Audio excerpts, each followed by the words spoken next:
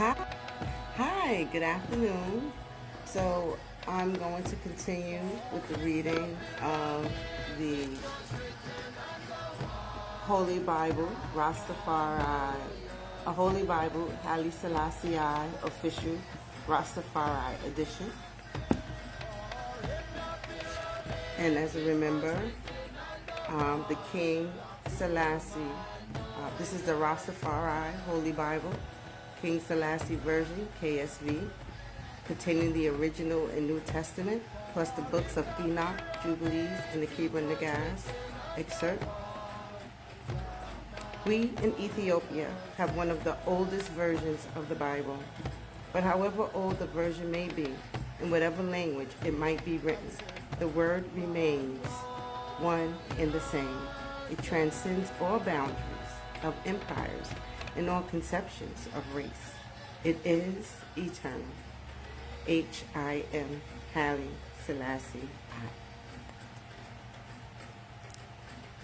I. All right, let's finish off where we left off at. Page 4, the heritage of Israel.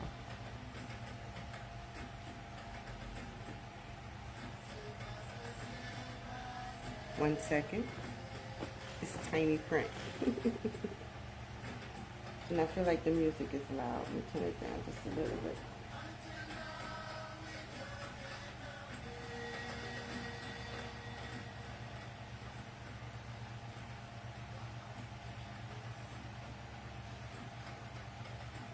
Okay, there.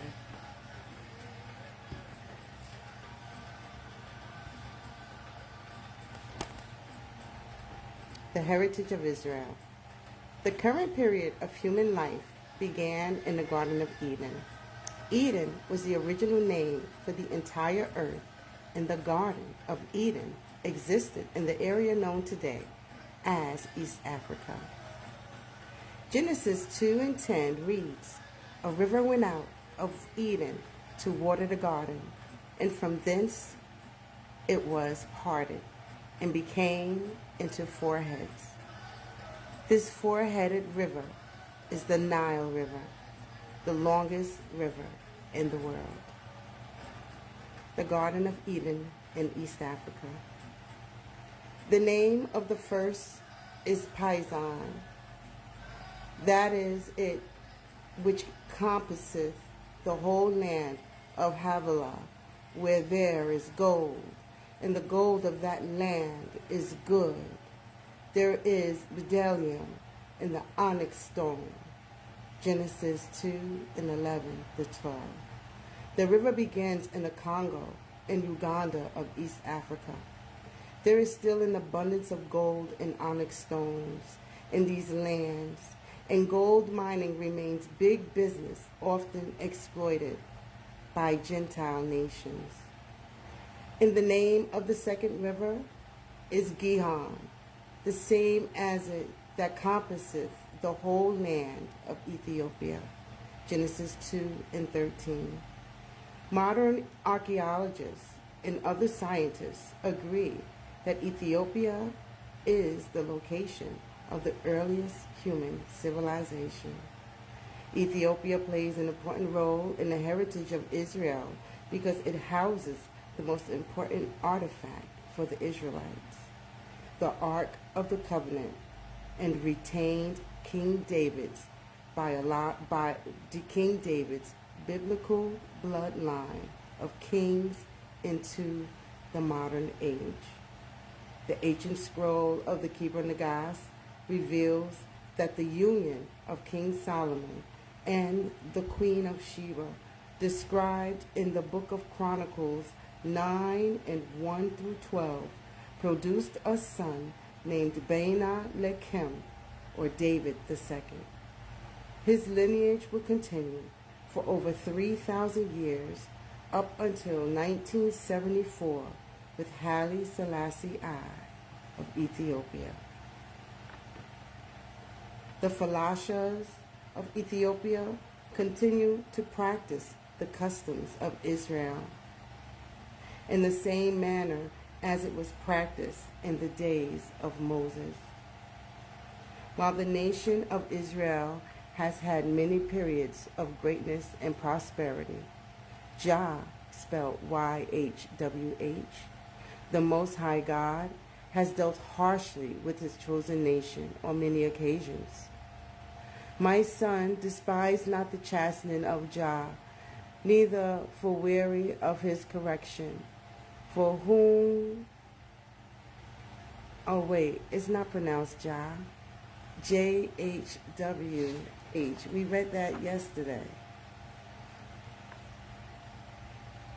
Here it is. It's Jahawa. Jahawa. Okay, let's read that part again, knowing that it's Jahawa.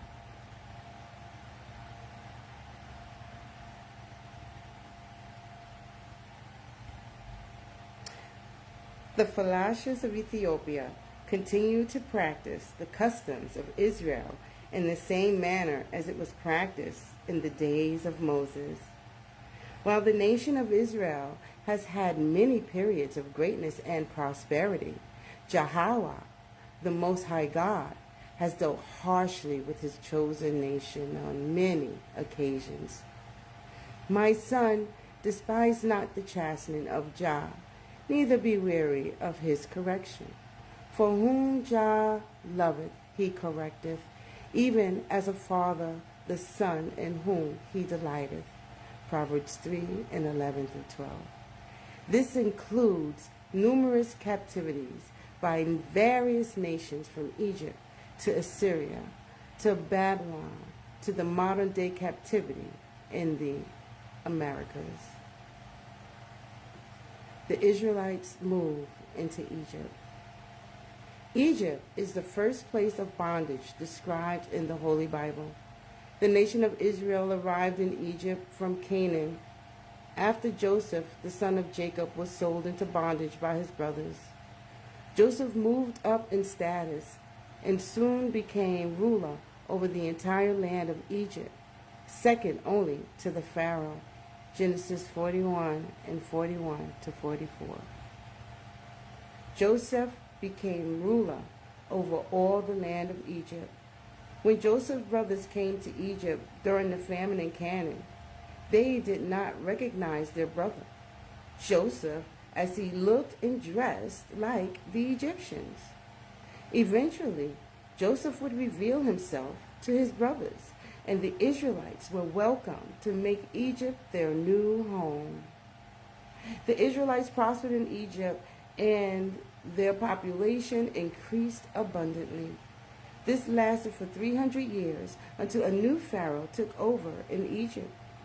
This would be the beginning of many problems for the Israelites, as they were no longer given the high status as they were with the Kemetic Egyptians, but were now seen as a threat to the new government. The Hebrews were forced into hard bondage at the hand of the new pharaoh. Exodus 1:8-11. The Hebrews served hard bondage in Egypt. This led to the birth of Moses, the great prophet of Israel.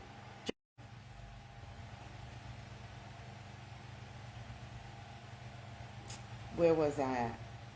I had received a phone call. Okay, here it is. Moses was given the task of speaking with Pharaoh to demand that Pharaoh let the Israelites go out of Egypt to serve the Most High God. The Pharaoh's heart was hardened. On many occasions, it would not let Moses and his people go. This ultimately led to the 10 plagues that afflicted Egypt, the last being the death of all the firstborn in the land of Egypt, of both man and beast. Only the Israelites that had the blood of the Lamb on their doorposts were spared. Exodus 12:12-13. Finally, the Pharaoh told Moses to go and worship Jah and leave his people. The Pharaoh again changed his mind and gave chase to the Israelites. But through power of Jah, Moses was able to part the sea with his rod for the Israelites to pass over on dry land. Jah used Moses to part the Red Sea. And that's all for now. We will continue with part 4 of the heritage of Israel, the nation of Israel in the Promised Land. We will continue with that next time. Be blessed.